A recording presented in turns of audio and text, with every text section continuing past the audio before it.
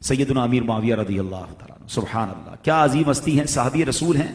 اچھا، صحابہ کرام میں کچھ کیٹیگریز ہیں، ٹھیک ہے نا، خادم رسول بھی گزرے، مؤذن رسول بھی گزرے، کچھ کی ڈیوٹی جناب سفر کی تھی، کچھ کی ڈیوٹی نبی پاک کو وضو کرانے کی تھی، اور کچھ جناب نبی پاک علیہ الصلوۃ والسلام کے ساتھ ہوتے تھے۔ کچھ کیٹیگری صحابہ کرام کی وہ تھی جو کاتبین وحی تھے۔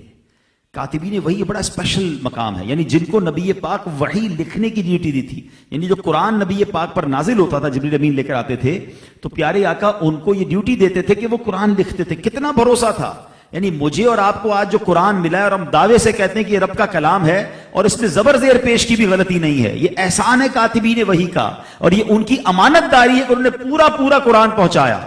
تو نبی پاک نے جن پر اتنا بھروسہ کیا، ان میں سے ایک صحابی حضرت سیدنا امیر معاویہ رضی اللہ تعالیٰ عنہ بھی ہے۔ جن پر نبی پاک بھروسہ کریں تو ان کے بارے میں تو کبھی بھی کوئی بات ایسی ذہن میں نہیں آنی چاہیے۔ ہاں، ایک اور میں آپ کو تھوڑا سا سینیریو سمجھا دیتا ہوں تاکہ آئندہ کنفیوژن نہیں ہوگا۔ حضرت امیر معاویہ رضی اللہ تعالیٰ عنہ کو بہت زیادہ بعض اوقات معاذ اللہ غلط کرتے ہیں، کرٹیسائز کرنے والے یزید کی وجہ سے کرٹیسائز کرتے ہیں کہ یزید بڑا پلید تھا، اس نے کربلا والوں پر بہت ظلم ڈھایا۔ ہم بھی کہتے ہیں وہ پلید تھا، ابھی تو سزا اس کو ملنی ہے، لیکن کسی کی اولاد کی وجہ سے کسی کو کرٹیسائز یا کسی کو برا بھلا نہیں کہا جا سکتا۔ اگر یہ فارمولا مان لیا جائے تو حضرت آدم کا بیٹا ہی تو قابیل تھا نا، جس نے اپنے بھائی کو قتل کیا، ٹھیک ہے؟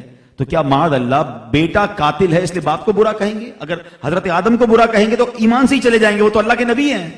حضرت نوح علیہ السلام کا بیٹا طوفان نوح میں غرق ہوا، آپ کی زوجہ وہ ایمان والی نہیں تھی، تو اس کا کیا مطلب ہوا؟ سیکھنے کو یہ ملا، یہ اللہ کی مشیت ہے، ہدایت رب کی طرف سے آتی ہے۔ بعض اوقات نبیوں کے گھر میں، ولیوں کے گھر میں ایسا کوئی بندہ پیدا ہو جاتا ہے جو نافرمان ہوتا ہے، اور بعض اوقات چور ڈاکو کے گھر میں ولی پیدا ہو جاتا ہے، تو یہ اللہ کی عطا ہے۔ اچھا، یہ اس زمانے کے لیے نہیں، آج بھی ذہن بنا کے رکھو، کسی عالم، کسی نیک صفت آدمی کے گھر میں اگر اس کی اولاد میں کوئی برا نکلے تو کبھی یہ نہ سوچیں، کبھی اس ولی کو یا اس عالم دین کو برا بھلا نہ کہیں کہ یہ اللہ کی عطا ہے۔